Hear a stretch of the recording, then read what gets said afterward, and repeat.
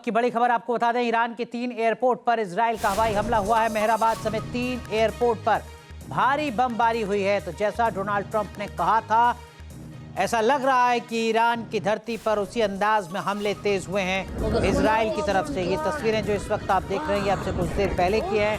अलग अलग जगहों पर इसी तरीके की तस्वीरें लगातार सामने आ रही हैं। लेकिन इस बीच बड़ी खबर आपको बता रहे हैं, जब ईरान के 3 अलग अलग एयरपोर्ट पर इजराइल की तरफ से हवाई हमला किया गया, मेहराबाद समेत 3 एयरपोर्ट पर भारी बमबारी हुई।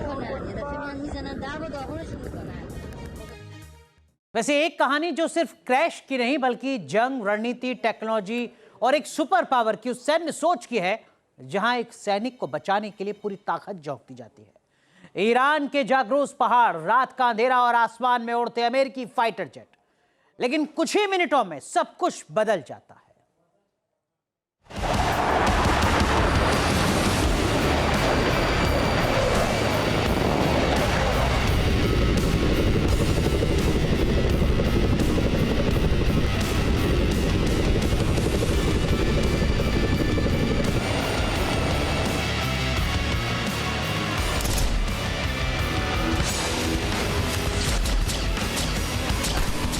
इसे इतिहास दुनिया के सबसे मुश्किल ऑपरेशन के तौर पर याद रखेगा।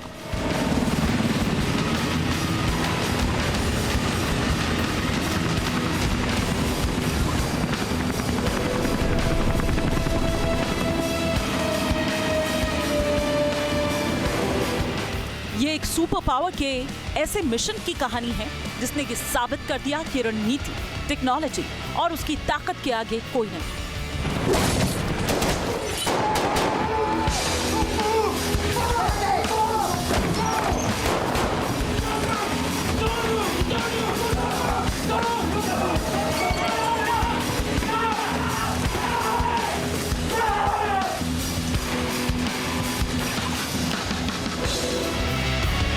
ये कहानी अमेरिका के मिशन इम्पॉसिबल की है।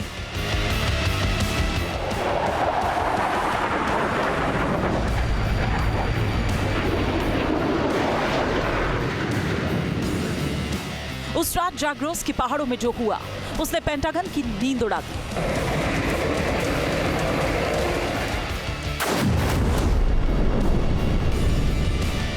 उस दिन ईरानी सेना ने रूसी टेक्नोलॉजी से लैस मिसाइल के जरिए एक अमेरिकी जेट को निशाना बनाया था।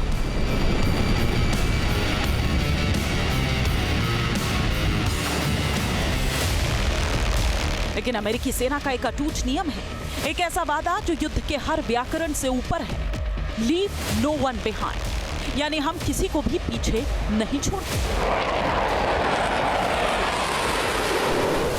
3 अप्रैल 2026, समय रात के 2:15।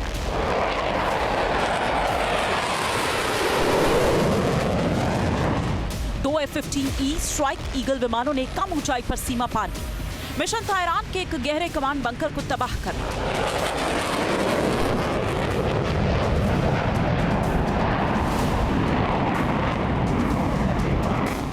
पायलट और weapon system officer talent following radar का इस्तेमाल कर रहे थे ताकि वो ईरान के आधुनिक बावर 373 रडार की नजरों से बचे रहें।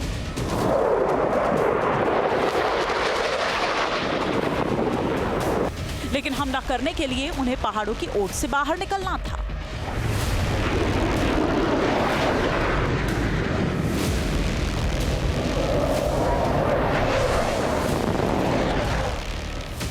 जैसे ही पायलट ने अपने GBU-28 बंकर बस्टर बम को गिराने के लिए विमान को ऊपर उठाया, नीचे घाटियों में छिपे तोर M1 मिसाइल सिस्टम ने उन्हें लॉक कर दिया।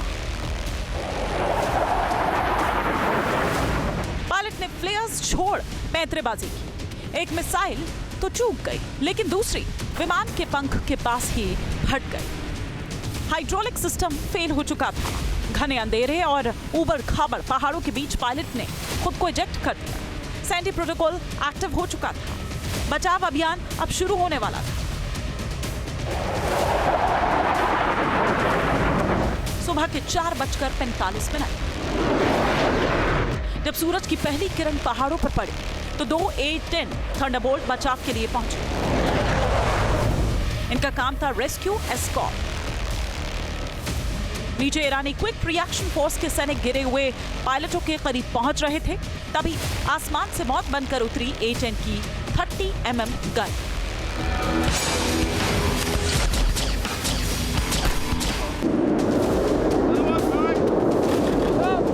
लेकिन गोलियों की बरसात खतरा लेकर आई। A-10 इतनी कम ऊंचाई पर उड़ रहा था कि वो China made QW-2 shoulder fired मिसाइलों की जद में आ गया।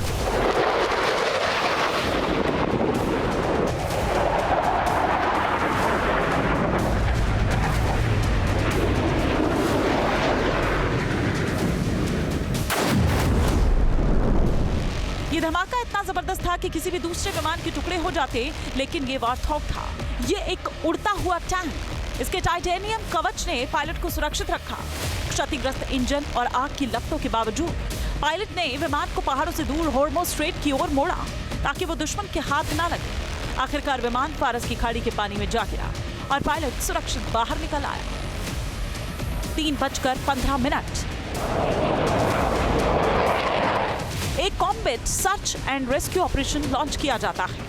इसमें एक HC-130J कॉम्बैट किंग शामिल है, जो हवाई कमांड सेंटर के तौर पर काम करता है, और इसके साथ 2 HH-60W हेलीकॉप्टर, जिनके कॉल साइन थे पेड्रो 11 और पेड्रो 12।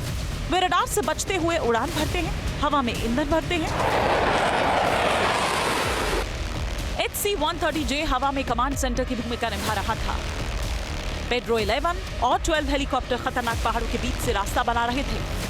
सुबह 4:45 पर पेड्रो 11 को पायलट के सिग्नल मिले। ईरानी सेना ने घात लगाकर हमला किया। पेड्रो 12 की ट्रांसमिशन लाइंस कट गई। पायलट ने सूझबूझ से क्षतिग्रस्त हेलीकॉप्टर को पेड्रो 11 के पास ही क्रैश लैंड कराया।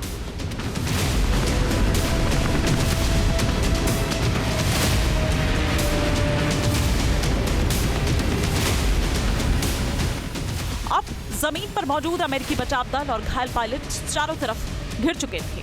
ये मिशन अब सिर्फ बचाव का नहीं बल्कि अस्तित्व की जंग बन गया था।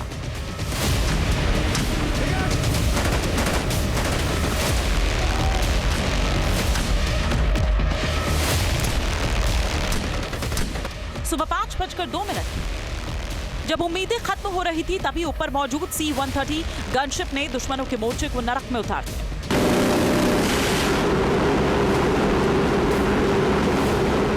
उसकी 30 मिलीमीटर कैनन की गोलीबारी ने एक सुरक्षा घेरा बनाया। धूल और धुएं के बीच पेड्रो 11 ने एक पायलट को उठा लिया और आसमान की तरफ निकल गया।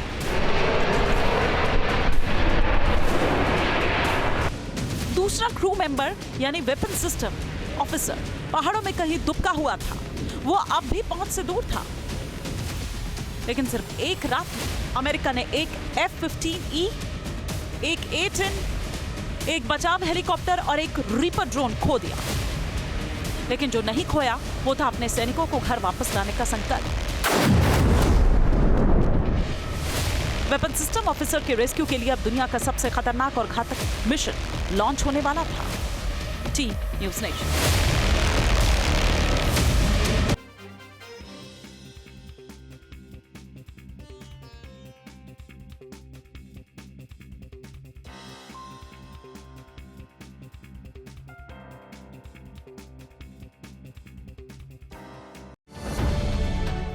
अब से DD फ्री डिश की चैनल नंबर 57 पर देखिए न्यूज़ नेशन।